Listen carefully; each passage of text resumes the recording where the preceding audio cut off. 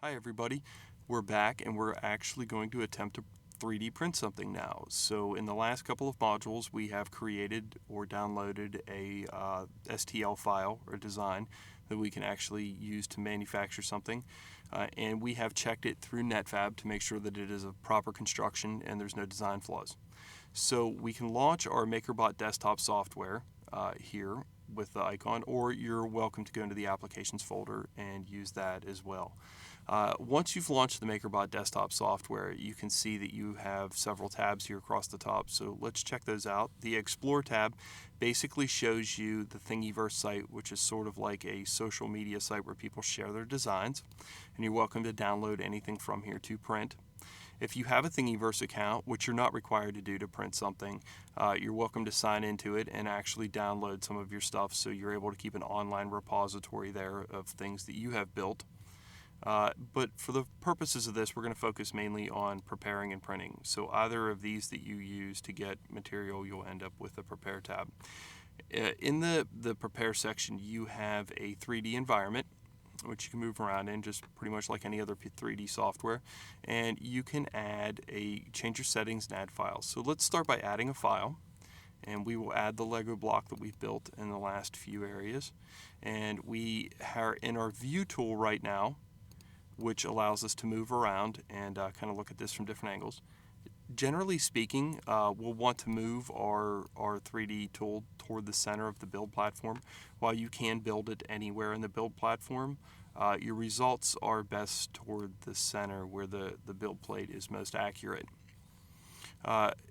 When you're looking around, make sure to check that it can be a little bit deceptive, but make sure that your object is actually touching the surface. If not, you'll generate an error warning. You do have some tools here that allow you to rotate and move this around as well. So we'll put that back to square. You can also scale what you're attempting to build, and to change the dimensions if something aren't quite right. Generally speaking, we don't recommend changing the dimensions of things. You should have built it correctly in a 3D program or downloaded a correct size file.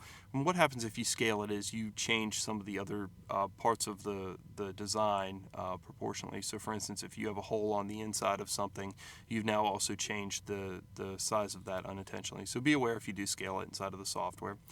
You should be aware that each of the tools does have a separate submenu here. You can see there's a little tab that sticks out of the tool. If you click on it, you can gain access to that. The Move tool will allow you to sort of manually change the numbers. It will also let you put your model on the platform itself to make sure that you're printing it directly there. The Turn is nice and allows you to rotate things as well, and also lay them flat if they're at a strange angle. And the Scale tool gives you some scaling options as well. So let's focus on printing them. Let's check our settings very quickly. We do have three main settings here, which is low speed setting, low resolution, which gives you a high speed. There's standard resolution, which is sort of a Goldilocks setting. And we have a high resolution, which prints a little bit slower, but at a slightly higher resolution. Generally speaking, we have found that standard is the best. There's a big difference in quality between low and standard, but a very minuscule difference in quality between standard and high, but it considerably increases the amount of time it takes to print. In terms of the two options off to the side, raft and supports, a raft will add a basic layer, a bead of plastic around the bottom perimeter of the object. The purpose of that is to help adhere your design to the build plate a little bit better. That's not always necessary if you have an object that has a large flat surface at the bottom, like this Lego raft. Supports allow you to print overhanging structures. So let me cancel out of this and show you an example of an overhanging structure.